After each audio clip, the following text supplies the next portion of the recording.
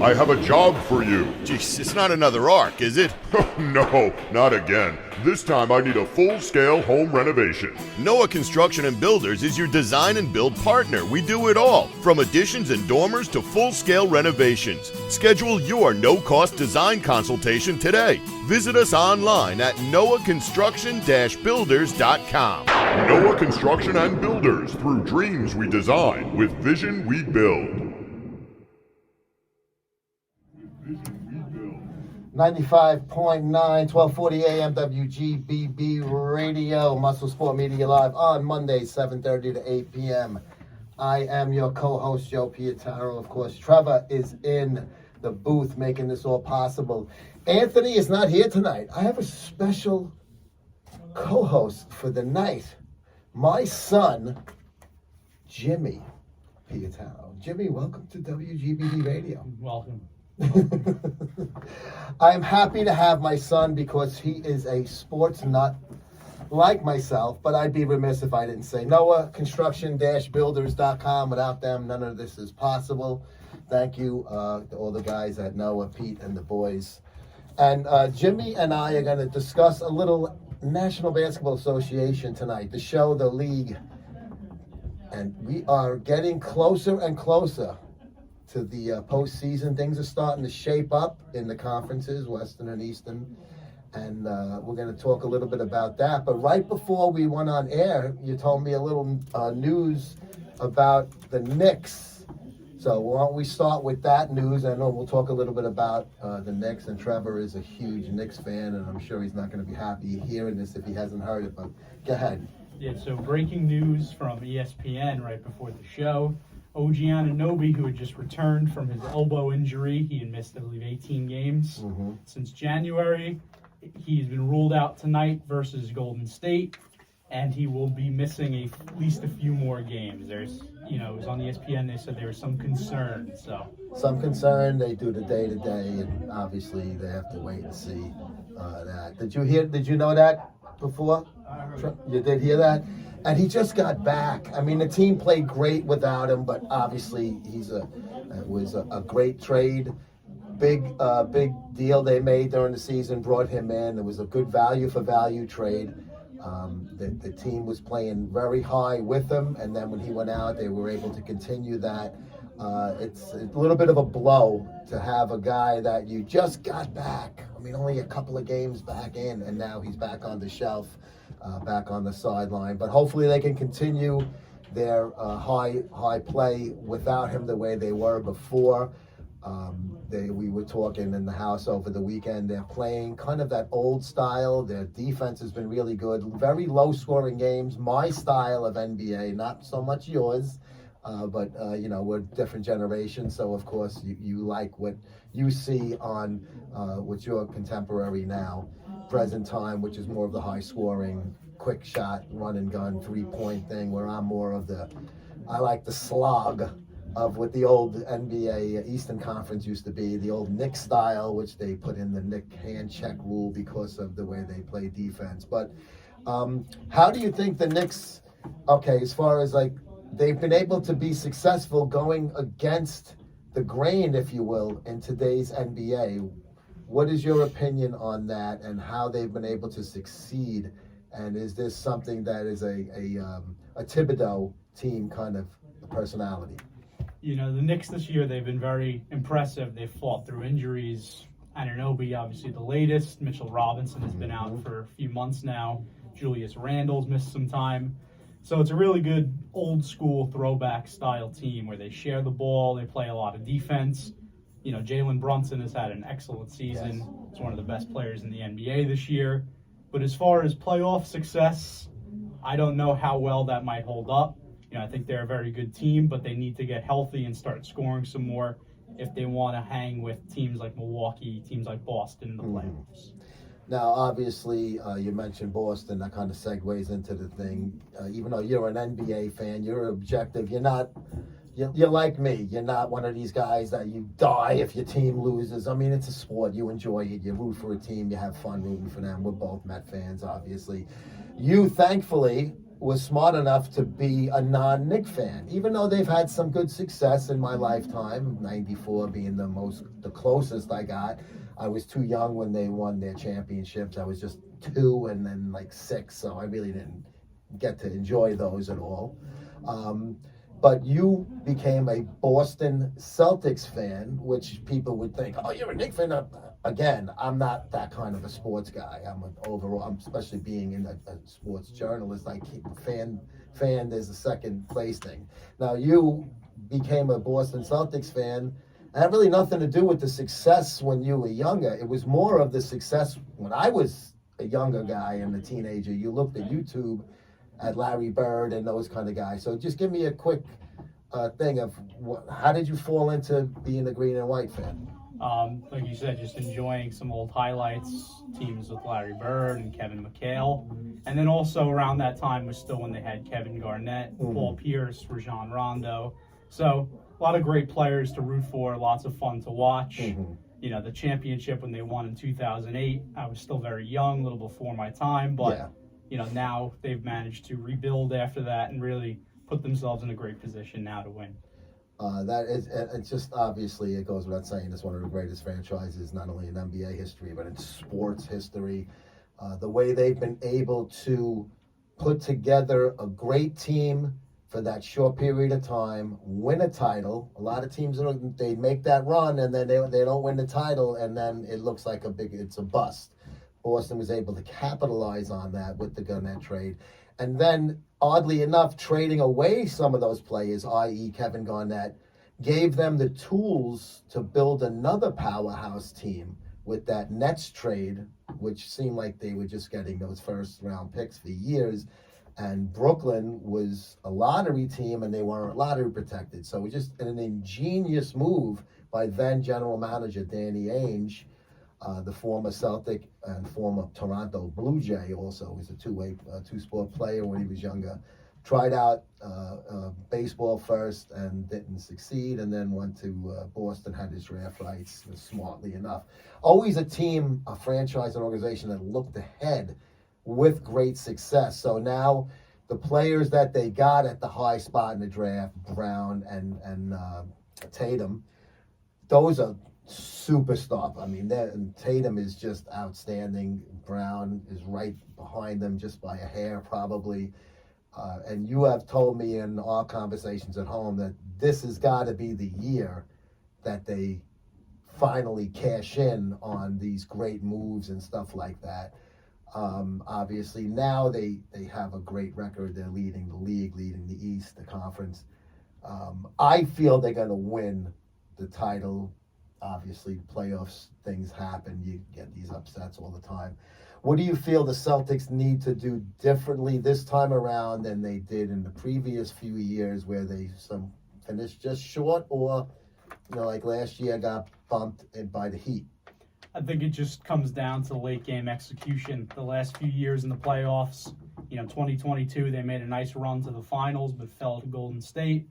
Nothing to be ashamed of, obviously. And then last year, they fell down 3-0 to the Cinderella Miami Heat. Looked like they were going to have this all-time great comeback.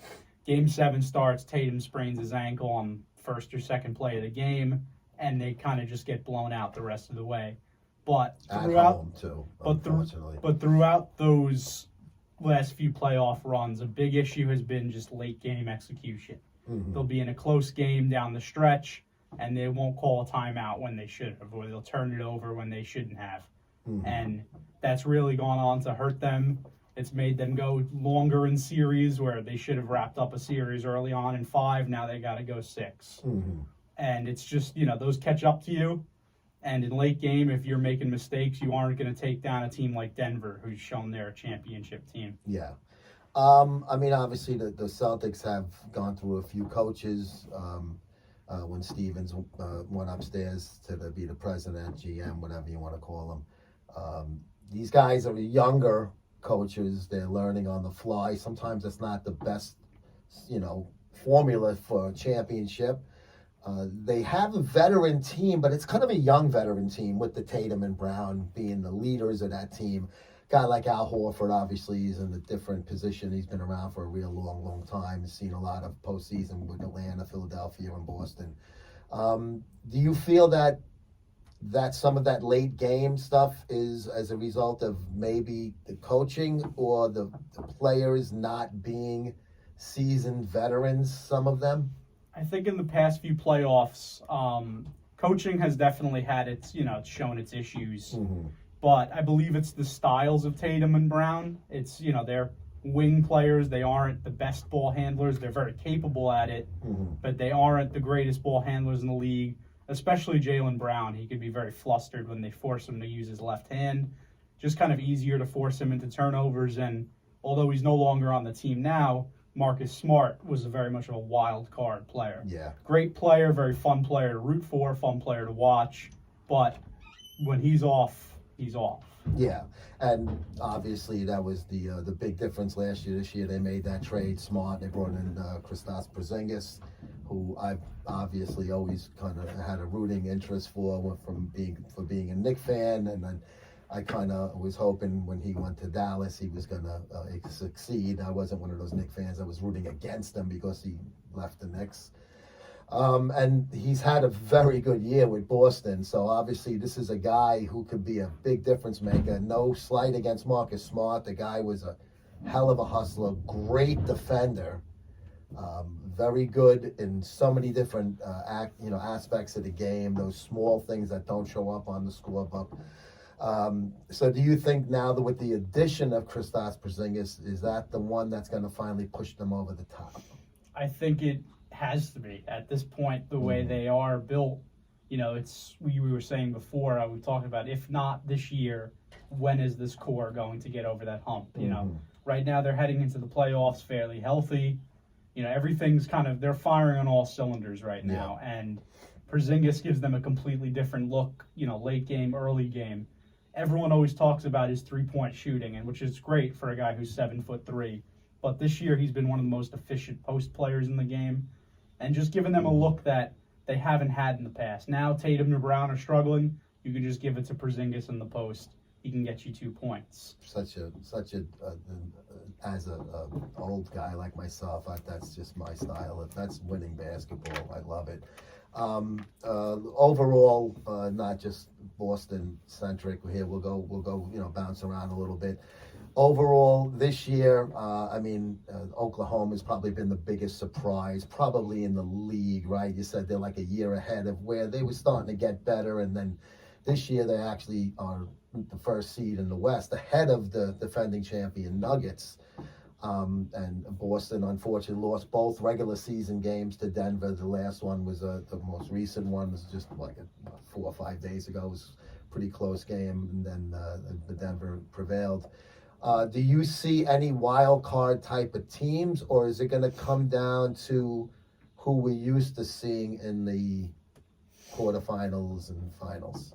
I think semis, obviously you look at the top and you say Boston, they're playing so well. They have no excuses not to win a championship. Yeah, Denver's the defending champs. Yeah, they beat them both times, but the talent on Boston's roster, they have to get over the hump now. You look at Denver, of course, they're a great team. They're not that deep, though. They're not as deep as they were a year ago. No. They lost Jeff Green on the bench, and they lost Bruce Brown, 2 big contributors on their bench. But when you have Nikola Jokic, he can make up for a lot of different things. As far as a wild card, though, you always have to look at the Miami Heat. I know they've made the last 2 conference finals, but right now they are a 6 or 7 seed.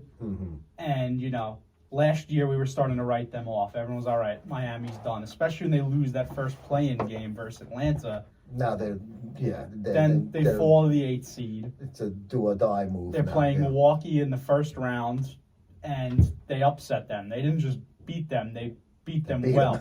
Yeah, they smacked them up, and that was a big blowout, a big upset. And then they took that momentum. They beat the Knicks, in a nice, well-fought, kind of low-scoring, old-school series.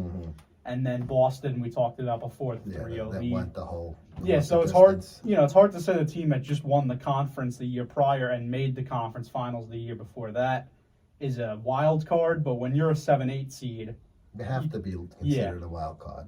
Yeah. And a lot of teams sleepwalk through the regular season, which I find I can't wrap my head around that. But it seems like that they're a team is kind of like that. And Jimmy Butler, when it comes, when the lights are on the brightest, is when he shines the brightest. Yeah, and Eric Spoelstra, the Miami Heat coach, is the best coach in basketball right now. This is the guy who took over for Pat Riley. He's the biggest shoes to fill, and did fantastic. The LeBron Heat dynasty there. You want to say he's given the big three. But he's still a long time ago. He's still around. He's gotten a lot more out of those teams than they look at on paper. You see the Heat rosters on paper, you go, they're okay. It's not that impressive on it's paper. Not, but when he's coaching them, he gets a lot out of undrafted players, second-round picks, guys you never hear of.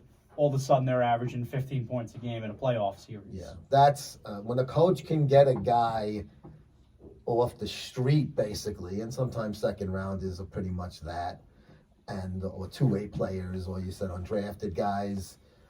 You get a guy like that, and you can hone him, and make him a solid contributor in the rotation. That's speaks volumes than having LeBron James score 30 points a game, because he's going to do that under any coach.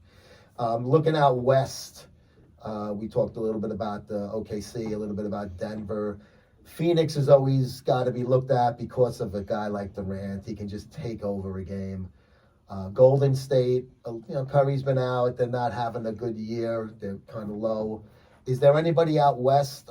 Sacramento, I can't see Sacramento getting to the finals. Yeah, the Western Conference, there's a lot of talent in there, but there's been some disappointing teams. Phoenix has been one of them this year. You acquire Bradley Beal after last year, adding Durant. You still have Devin Booker, but they just superstar names. They've been the worst fourth quarter team in the NBA, and that's including teams like the Pistons and the Wizards, who are just bottom feeders. Yeah. So they really have a lot of flaws, and they've been disappointing. But like you were saying, when you have three great scorers like that, they could get hot at the right time, and anything can happen. Sacramento, they're good, but they just don't have that. There's no superstar. No. And NBA is a superstar-driven league. Domantas Sabonis, De'Aaron Fox are great players. Yeah. They've got some nice pieces around them, but they just are that superstar-level player away from being a real contender. Yeah. And then, Oklahoma City, they're, we were saying before, they're probably a year ahead of schedule. Still young still. Maybe this is more of an experience year, but as young as they are, they're a great team, and they could make a run. I wouldn't be completely surprised. Yeah, teams are taking advantage of Golden State having the injuries, and some of these guys are getting older, and some of these they're not as good as they were. They're not the dynasty they were. So for years it was just assumed that the Warriors every year were going to be up there. The Clippers, to me, have been kind of a disappointing team over the years. They've gone through so many star players, and they just have never been able to put it together to really have a good winning season. This is a team that hasn't even. What is the furthest they've gotten to the conference finals, right? They made it to the conference finals in 2021, but Kawhi Leonard was injured in the second round, so they really didn't get to see if they could get over capacity. The hump. Yeah. And they've had a weird season this year. They acquired James Harden a few games into the year. They go on this big losing streak after getting him, and the sky's falling down. Yeah. And then for the next few months, they look like one of the best teams in the NBA. They've looked like they established themselves as a contender. But now the last few weeks, they've been playing kind of 500 ball. Mm-hmm. They're starting to slip. The Pelicans are not far behind them in the standings. And, they just right now, they look good, but I don't know if they have enough to challenge a team like Denver. Yeah, I look at New Orleans as kind of like Sacramento. A good team. They got a few good players. They're playing well, but I don't see them as a threat in May. New Orleans, they might be a bit of a wild card team because early on in the year they were struggling. Zion Williamson looked out of shape. Yeah. He was taking it really hard especially from Stephen A. Smith. And, they just weren't looking good. They were on the outside looking in, even in the play-in. But to Zion's credit, he's lost some weight, and he's playing the best ball of his career. and he's really carried this team back into contention. Now, Yeah. do they have enough to compete with a team like Denver or a team like OKC? I don't know about that, but they've definitely shown that they aren't some pushover. They can be a good They team. can make some noise. And Yeah. I love seeing that in a young guy like Williamson because the first overall pick, a lot of pressure on him. He started out great. Had a great early part of his career. Then he had some injuries and he has conditioning issues. And it just seemed to snowball from there. But it's good to see him, put that past him and be the bigger guy and come through, shining a little bit now. Let's talk a little bit about, like we mentioned before, the Pistons bottom feeders. And just yesterday, you and I were talking how the horrendous nightmare start this team had. And they've shown a lot of gumption since that 2 and whatever start it was. They've actually played decent basketball and given teams and beaten a few teams. A little bit about these teams like a Pistons, a weak team. A team like this, what can they get out of this year to look forward to maybe having something down the road to look forward to? Yeah, right now for the Pistons, even though they have played better the last few weeks after that horrendous losing streak, they still are a bottom feeder. They still are the Detroit Pistons. But, Cade Cunningham, former first overall pick, has looked very good lately. They had some other young pieces there, like Jaden Ivey, another guard. They have Jalen Duren, the big center. So they do have some young talent.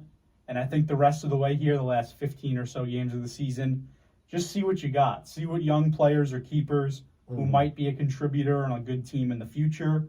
And then as far as the rest, I think you just tear it down in the offseason and just build it back up through the draft, through trades, do what you got to do. Yeah, they're obviously going to be a lottery team. Hopefully they don't get bad luck with the balls bouncing. But teams like that need star players, and you never know when the guys come out who's going to be the top guy. Is he going to fill those shoes admirably or not? Is he going to need some time to get there? But overall, the league this year has been I've enjoyed the league this year because to me it hasn't just been, and maybe it's because Golden State which was the team that kind of changed the way the league ran, going back to the whole Bogut and Green whole thing in the finals that year in Game 2 with Kerr making that move to do the small ball starting lineup.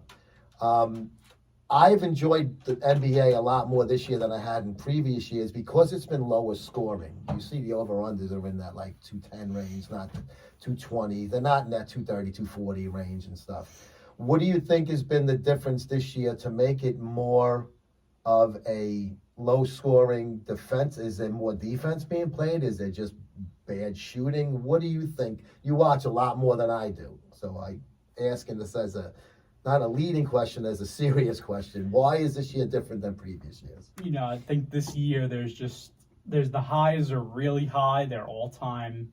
When an offensive team is on, they could score 150 in a game, a really good offensive team. But the lows are very low. And I don't know if it's necessarily because the defense has been any better this year. I think it's just because every team now shoots so many threes. There's just a lot of variance with that. So teams that shoot them well are going to score a lot of points. Teams that don't, it's going to be ugly. And that was when we were talking about Boston before struggling in the playoffs. That was another reason they struggled. They live by the three and they die by the three. And unless you have the personnel for that, it's going to get ugly fast. And I think that's part of the reason teams are just missing a lot of shots. So it's more of the inefficient shooting and lower percentages from three or even field goal range than it is. There's no rule change or anything where there's been something that has altered the scoring. But you're starting to see more of quarters in the 20s than the 30s when you look at the breakdown in the scorebook after the game or during the game. Sometimes. Yeah, so there's been exceptions, obviously. But I'm saying for the majority, it seems that there's been a lot more unders than overs. And I was just curious what your take was on it. And like you said, it's more of the shooting than it is the defending. With the exception, the Knicks are different. I think their low-scoring games for their opponents has been because they've been playing physical, harder defense over there. We're going to have to leave it there. because we got to get out of here because we got to do our commercial. Jimmy, I'd like to thank you for being my co-host again. And Trevor, how'd the kid do? He did all right? Oh, yeah, he needed his own show. I think so. He might kick us off the air. Me and Anthony might be on the street looking up here. For Trevor, for Jimmy, and of course for Anthony, I am Joe, WGBB. We're out. We'll see you next Monday. Noah, I have a job for you. Jeez, it's not another arc. Noah, I have a job for you. Jeez, it's not another arc, is it? No, not again. This time I need a full-scale home renovation. Noah Construction and Builders is your design and build partner. We do it all, from additions and dormers to full-scale renovations. Schedule your no-cost design consultation today. Visit us online at noahconstruction-builders.com. Noah Construction and Builders, through dreams we design, with vision we build.